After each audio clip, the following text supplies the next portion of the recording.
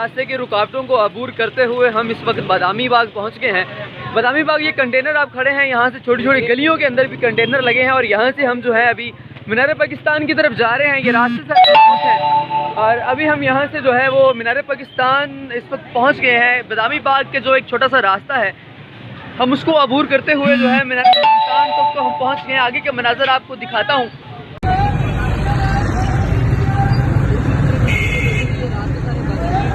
ये आप देख सकते हैं कि यहाँ पर जो पुलिस ने कंटेनर लगा दिए हैं, गाड़ियाँ खड़ी कर दी हैं। ये वो रास्ता है जो सबसे पीछे सबसे पोशीदा रास्ता है, गड़ी शाह वाला रास्ता है। गड़ी शाह के पुल से कप स्टोर से हम गुजर कर मीनार पाकिस्तान को जा सकते हैं, लेकिन यहाँ पर जो है उन्होंने बंद कर दिया है रास्ता और यहाँ से लोग जो है कारकुनान को यहाँ से मीनार पाकिस्तान की तरफ जाने की इजाज़त नहीं है। नाज़रीन, हम कोशिश कर रहे हैं कि मीनार पाकिस्तान पहुँचा जाए, लेकिन जो है वहाँ का रास्ते बंद हैं। पूरे चारों तरफ से इन्होंने रास्ते बंद कर दिए हैं। कारकुनान वहाँ नहीं पहुँच पाएंगे। देखना ये है कि अब कारकुनान पहुँच पाते हैं या नहीं।